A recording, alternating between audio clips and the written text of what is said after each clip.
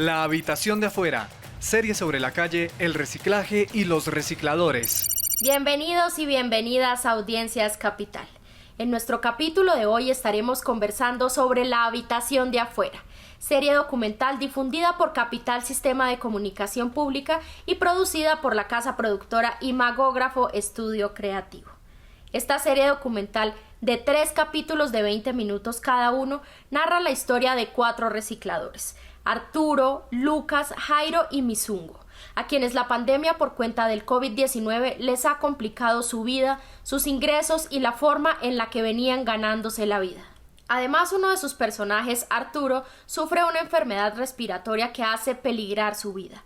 A través de los ojos de estos 4 personajes veremos la calle con una mirada distinta mientras los acompañamos en un largo y complicado día de trabajo.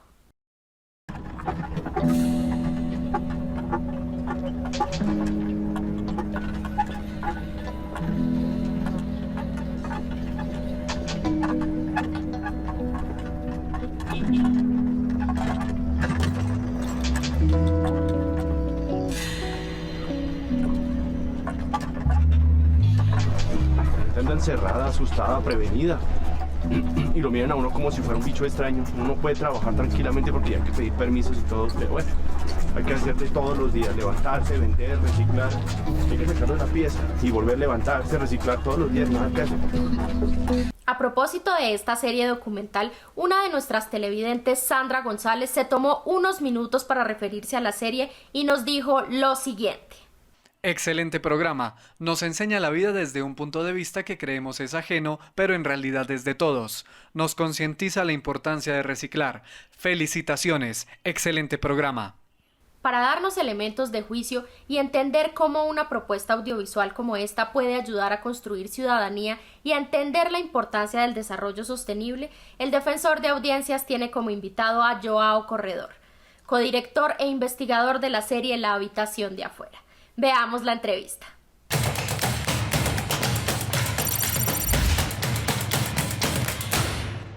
Joao Corredor, bienvenido a Audiencias Capital.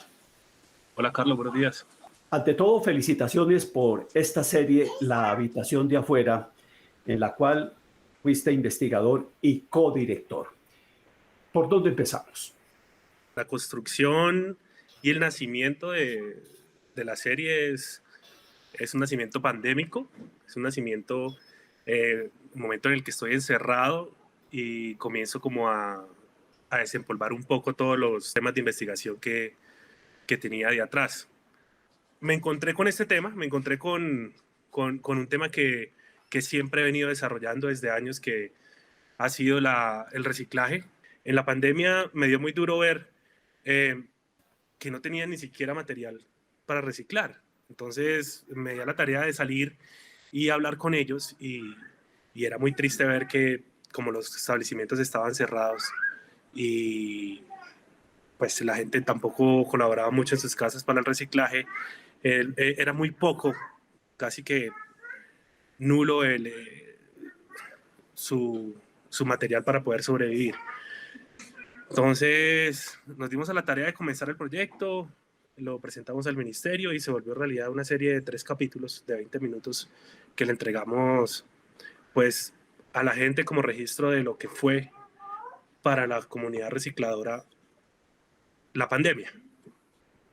El abordaje de esos personajes como tal, ¿cómo se lo plantearon ustedes en la serie?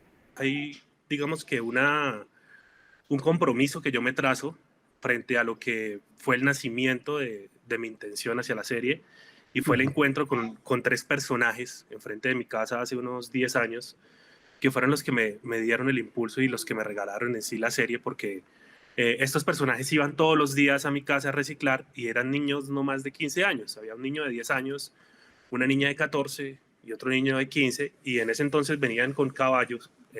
No se había todavía hecho efectiva la ley de recolección de tracción animal, y ellos aún lo hacían con caballos. Y este niño de 15 años manejaba el caballo, venía con su acompañante, con Marcela, una niña de 14 a la cual él estaba como cortejando. Él le tenía como un trono puesto en su caballeriza, ella iba ahí puesta arriba, y el hermano menor de Marcela era un niño de 10 años y siempre llegaban los tres y yo siempre los observaba por la ventana. Entonces un día yo le dije a mi esposa, no, tengo que bajar, tengo que hablar con ellos, tengo que conocerlos. Entonces me encuentro que para este niño de 10 años era una caja de sorpresas reciclar. O sea, para él no era una tortura. Siempre se le veía, siempre se le veía feliz y creo que por eso fue que bajé a hablar con él, porque yo le decía, ¿por qué tan feliz siempre que estás reciclando? Entonces, para él era como abrir una caja de sorpresas y eso está plasmado en uno de los personajes. Él me decía que para él era como abrir un regalo y abrir algo que no tenía ni idea que se podía encontrar, que muchas veces eran cosas que no le servían, pero que habían cosas muy interesantes y mientras me iba hablando se iba poniendo buzos, se iba poniendo gorras, cosas que le quedaban grandísimas y que seguramente lo iban a acompañar a él hasta los 20 años, 25, y así es gente que encuentra una prenda y se la queda unos 10 años porque le gustó y estos otros dos, Marcela y el chico de los 15 años, había una magia detrás de ellos porque él trataba de hacerle la vida muy feliz a ella y quería como acortejarla con las cosas de la basura y cada cosa que le sacaba se la ponía y le hacía un chiste para que ella estuviera feliz y trataban de que el trabajo de reciclaje, él como cabeza de la familia hacía que todo ese trabajo fuera algo pues llevadero, ¿no? Entonces ese fue el inicio de los personajes, esos tres personajes que para mí es la fidelidad de la serie. Y dada la investigación, construimos un personaje que tuviera eso, que para mí era necesario contarlo. Y era ese personaje que iba a llevar como todo el hilo de la serie. Y fue un experimento que el ministerio digamos que nos avala y se suma con nosotros porque todos los personajes son documentales, pero hay un personaje de ellos que es construido, que construimos nosotros y que metemos dentro de la serie para que nos lleve la narrativa y nos deje ir contando una historia. Acomódese bien que no le escucho. Mita el celular. Grite que no le escucho. ¿Con G? Uy, grite que no A le ver, escucho. voy saliendo, mamita, voy pa. saliendo. Espérese, Voy pa. tarde, ¿cómo que voy? Espere. Espérese. No, porque tengo que irme rápido, mire que voy tarde. A ver, nuestro nené, Dios le bendiga. Chao. Chao, niño, cuida a su hermana. Tenga cuidado, hermano.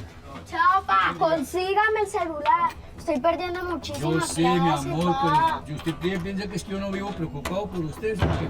¿Ah? ¿Usted piensa que es que yo vivo preocupado por ustedes? Entonces, Chao, pa. chao, mamita, papi. Dios les que le bendiga. Yo vaya miro bien. cómo les encuentro entre el celular. Dios les guarde, se cuida, mami.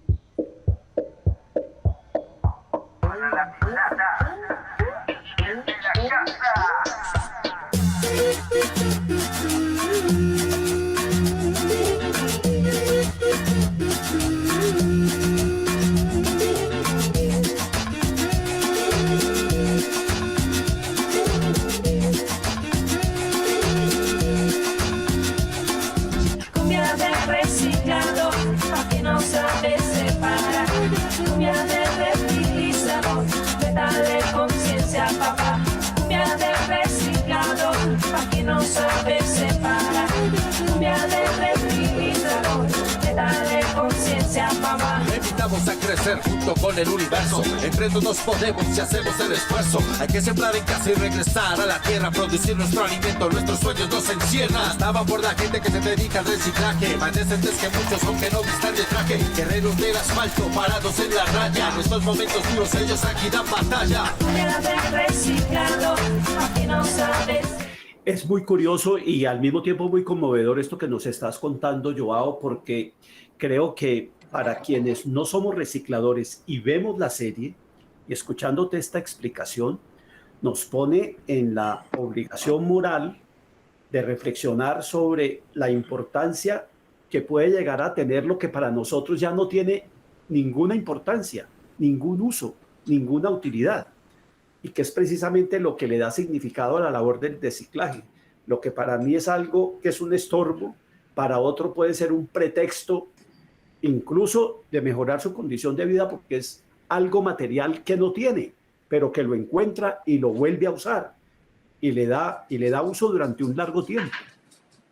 Sí, de acuerdo, de acuerdo. Y ellos tienen cómo sacarle provecho, ellos tienen cómo, a dónde llevar sus materiales y digamos que la responsabilidad de nosotros estaría en hacerles el camino un poco más fácil. Hay gente que sí es extremista reciclando, yo no lo soy, yo soy sincero y yo no tengo 10 bolsas en mi casa separando las tapas, el metal, el cobre, para que ellos sepan qué clase de material es, pero sí podríamos por lo menos evitarles el peligro. Hay gente que echa vidrios en la misma bolsa, hay gente que echa los desechos de los baños en las mismas bolsas, hay gente... hay una conciencia mínima, Carlos, mínima, que dignificaría un poco más la vida de ellos. Es eso, es que el trabajo sea un poco digno, no estamos hablando de ser ambientalistas extremistas, porque de pronto existe otro campo para eso y otra gente que está especializada en eso, pero digamos que la razón del documental en sí es aplicar ese mínimo de conciencia para que el trabajo de ellos se dignifique. ¿Sí? Y es muy interesante porque encontramos en la investigación un personaje en Bucaramanga que nos muestra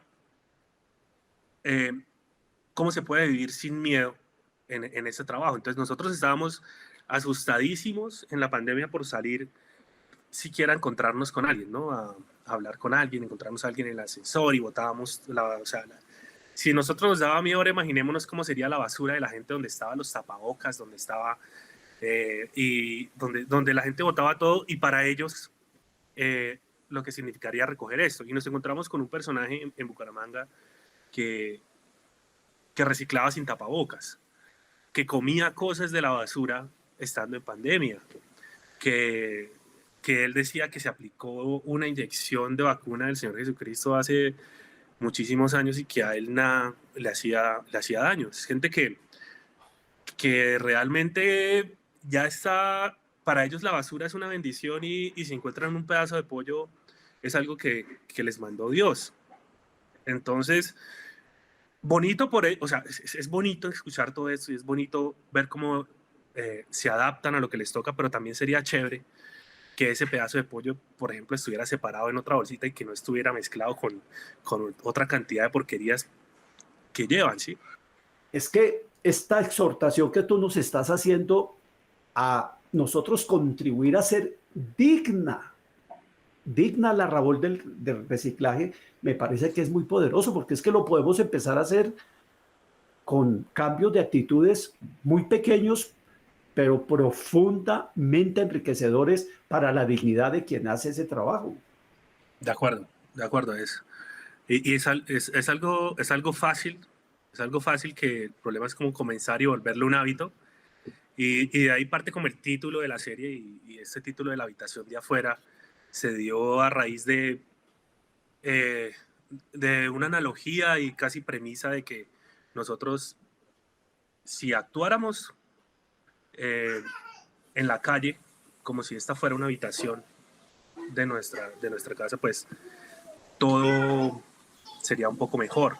Porque el problema es que desconocemos la calle, la desconocemos como algo de miedo, la desconocemos como algo en donde nosotros no podemos andar tranquilamente, donde no nos pertenecen, eso no es de nosotros. Pues nosotros nos vamos para la calle y creemos que la calle es algo que no es de nosotros, y nos ponemos chaquetas, chalecos antibalas, protecciones, y yo creo que con la pandemia esto empeoró, y nos vamos es como a la selva, como a la guerra, como a sobrevivir. Y entonces la serie invita desde el tema del reciclaje, porque este es uno solo de las brechas que existen en esta habitación de afuera, unas brechas sociales grandísimas que tenemos que atender. Entonces, parte de pensar de que abrimos la puerta y salimos, pero entramos a otra habitación que nos pertenece sin importar que no esté cubierta. Es una habitación sin puertas para todos, donde todos, una habitación comunitaria, pero que debemos cuidar, que debemos querer un poco, ¿no? Darle ese cariñito como nuestros espacios donde estamos en la casa, y si todos actuáramos así, seguro que es un poco soñador, pero fácil, si nos ponemos a analizarlo y si cada uno actuara de esa manera, sería más fácil para todos. No, pues es que sin duda es un concepto muy poderoso. Creo que ustedes en eso tuvieron una decisión muy sabia de llamar la serie como se llama, La Habitación. La calle es un lugar donde habitamos y más que habitamos, donde cohabitamos con otros. Y más que eso, la calle no es un simple espacio de cemento, de ladrillo, de postes y de materas. La calle es un lugar de encuentro, es un lugar de interrelación de seres humanos, es un lugar donde se producen intercambios económicos, es el lugar donde nos abrazamos, donde saludamos, donde nos enamoramos, donde jugamos quizá. La calle es mucho más que ladrillo y que cemento. La calle finalmente somos los seres humanos que estamos ahí también. Y digamos que esta habitación cogió un tono diferente durante la pandemia y empezamos a verla de una manera diferente porque salíamos y encontrábamos una desolación increíble y encontrábamos algo que desconocíamos, que generaba un poco de misterio, soledad, y empezamos a entender la necesidad también de que estos espacios estén habitados, porque una calle sin gente es un poco triste y melancólica y demás. Entonces, cuando empezamos a actuar sobre ella, comenzamos a generar un proceso de adaptación que no solo incurre en nuestro vivir, sino en las demás personas, porque es algo común, es algo público. Entonces, nosotros planteamos el proyecto queriendo registrar también esas calles solas para generar esa conciencia que para nosotros era muy importante. Pero desafortunadamente, cuando se dio el rodaje, se volvió a abrir todo el comercio y demás. A mí me hubiese gustado ver un poco más desolada la serie, un poco más pandémico, donde ellos caminaran un poco más por estas calles solas, pero finalmente es la realidad y es lo que hay. Uno tiene que acomodarse al rodaje. Luchamos mucho también con el sonido, porque pues esto no solo es visual, sino que también cuando estamos rodando empezamos ya a escuchar la gente hablar y demás. Estaba planteado algo totalmente apocalíptico, donde solo se viera, digamos, el reciclador puesto con la calle. Así estaba planteado el proyecto, pero pues tú sabes que los tiempos del ministerio y el rodaje hay que cumplirlos y hay que acomodarse. Y bueno, es lo que hay, es lo que quedó. Imagino que a estas alturas de la conversación con Joao Corredor, ustedes ya tendrán curiosidad por ver la serie documental La Habitación de Afuera. Para nosotros en la Defensoría de Audiencias va resultando muy importante y muy valioso conocer de viva voz de ustedes, nuestras audiencias, la experiencia cuando están frente a nuestra pantalla. Así que lo único que se necesita es que ustedes, cuando vean un programa cualquiera aquí en las pantallas de Capital y sientan la necesidad de conversar sobre lo que acaban de ver, nos lo hagan saber, escribiéndonos al correo electrónico defensoría@canalcapital.go.co. Cuéntenos, ¿les gustó o no les gustó la serie La Habitación de Afuera y por qué? ¿Qué preguntas están haciendo a partir de lo que vieron en esa serie? Quisieran saber cómo se hizo, quiénes lo hicieron, por qué lo hicieron y qué esperan de ustedes como televidentes de ese programa o de esa serie. Sigamos viendo la entrevista.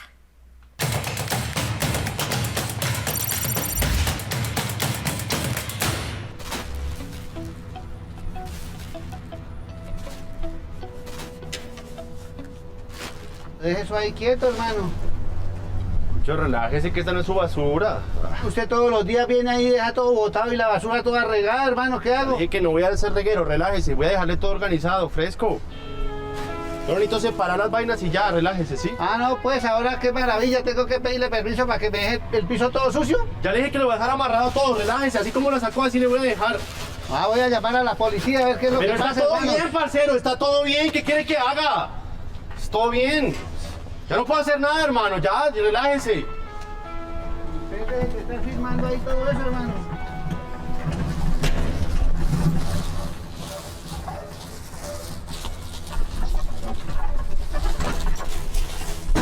Yo, pelado. ¿Qué hubo? ¿Quiere que le ayude? No, yo puedo solo.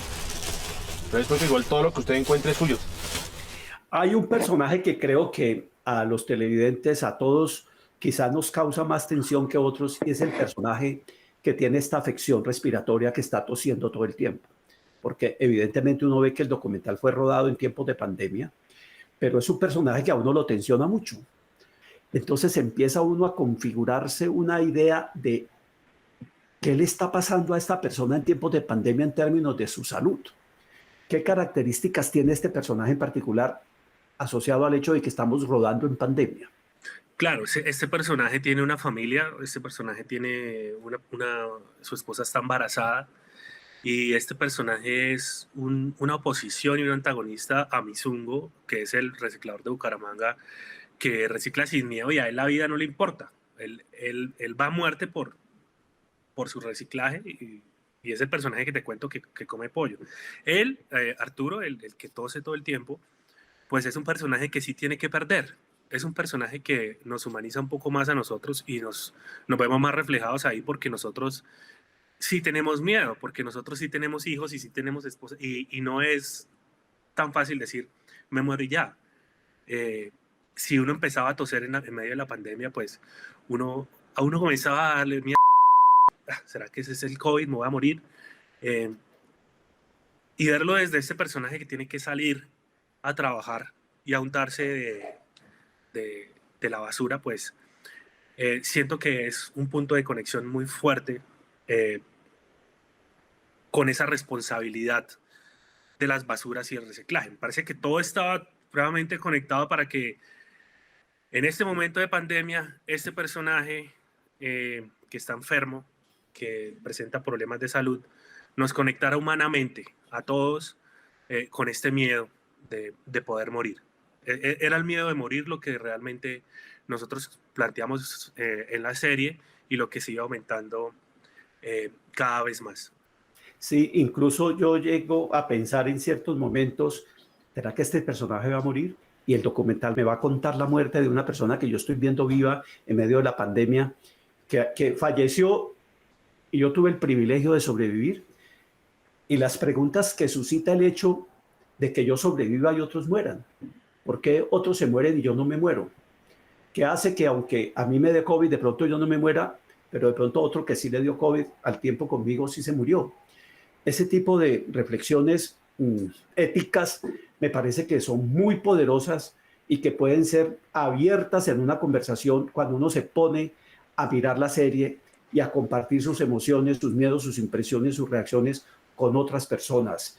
Joao, tengo curiosidad para que nos cuentes brevemente, dentro de todo el proceso de rodaje, ¿qué hubo de distinto en la grabación de La habitación de afuera frente a un documental corriente? ¿Qué fue como lo excepcional aquí?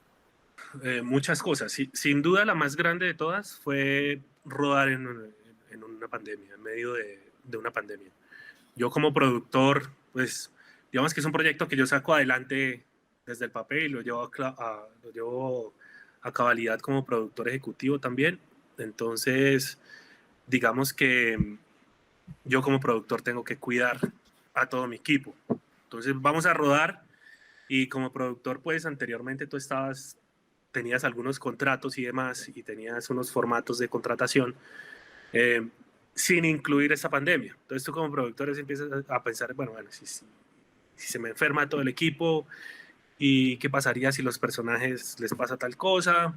Vamos a trabajar con basuras. Entonces comienzo a poner todas las posibilidades o todos los problemas a los que me puedo enfrentar y empiezo a plantear el rodaje desde ahí para que primero que todo el equipo esté seguro. Entonces pudimos lograr el rodaje sin ninguna infección de COVID. En plena pandemia no tuvimos ninguna persona infectada. Eso nos gratificó muchísimo porque implicó que nosotros construyéramos las basuras desde cero.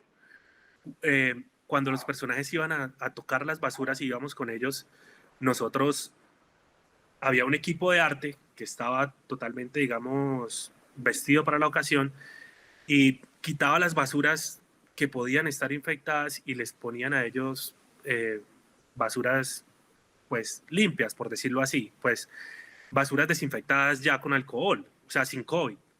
Entonces teníamos la seguridad de que no tenían COVID y que las podían manipular. Entonces sí hubo un trabajo en donde teníamos que cuidarnos todos sin perder un poco la la esencia del documental. Era un equipo de rodaje de 20 personas y tú sabes que estos personajes cuando hay cámaras y hay micrófonos y demás comienzan de pronto a ponerse nerviosos. Este personaje de Bucaramanga muchos días se bloqueó y se ponía a llorar y decía que al otro día no iba porque no aguantaban el rodaje. O sea, para ellos es fácil vivir en la calle, pero para ellos no es fácil estar frente a una cámara todo el día. Y eso los abrume y eso los cansa. Y entonces tocaba como un trabajo psicológico hablarle de la importancia de hacerlo. De pronto ellos en ese momento, porque el rodaje es súper intenso, entonces comenzamos a rodar 6 de la mañana y ya él a las 10 de la noche ya está reventado y quiere irse, y son personas que no están acostumbradas a que les digan qué hacer y a quedarse en un mismo lugar todo el día. Entonces ellos quieren ya es salir, ellos ya quieren la fiesta, ellos trabajan para en la noche ya estar por ahí con sus amigos en fiesta y demás, y al otro día tenía que levantarse a rodar cansado, entonces comienzan a reventarse. Como productor me toca pagarle un hotel exclusivo a él en Bucaramanga, darle la comida que quiere, empezar a atenderlo y a decirle, hey, mentalícese que usted está, después de esto va a poder hacer lo que quiera, pero me tocaba no dejarlo ir, porque un día se nos perdió y entonces, ¿dónde lo encontrábamos? Son personajes que no tienen dirección, Carlos, o sea, son personajes que se pierden y no sabes dónde puede aparecer el día de mañana. Entonces me tocaba casi que invitarlo a un hotel y decirle, nada, quédese acá y de aquí no salga, por favor, ¿sí? Para poder terminar el rodaje. Pues Joao, mira, te reitero la felicitación que te daba al iniciar nuestra conversación de hoy, porque es una serie que en lo personal a mí me tocó profundamente lo que alcancé a ver de la serie, el capítulo que vi, me tocó profundamente y me puso a reflexionar sobre muchas cosas. Y yo creo que ustedes han hecho un ejercicio de humanidad enorme, trayéndonos esa habitación de afuera, trayéndola aquí a nuestras narices. Y creo que nos están invitando a conversar desde la empatía con personas tan importantes en la vida de una ciudad como las personas que se dedican al reciclaje. Muchísimas gracias por haber estado hoy con nosotros en Audiencia Capital. Felicitaciones a todo el equipo y sobre todo gratitud con los protagonistas del documental. Gracias, Joao. No, Carlos, a ti y a ti por la oportunidad de explicar un poquito más lo que sucede con esta clase de proyectos y de cómo nacen y de cómo llegan a la pantalla de los programas regionales, de los canales regionales. Y para esto trabajamos.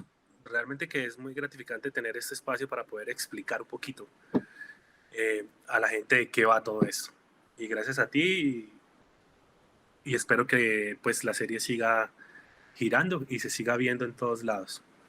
Es parte de los objetivos de un programa como este, contribuir también a hacer pedagogía sobre los productos audiovisuales que se difunden en un canal público como este Canal Capital.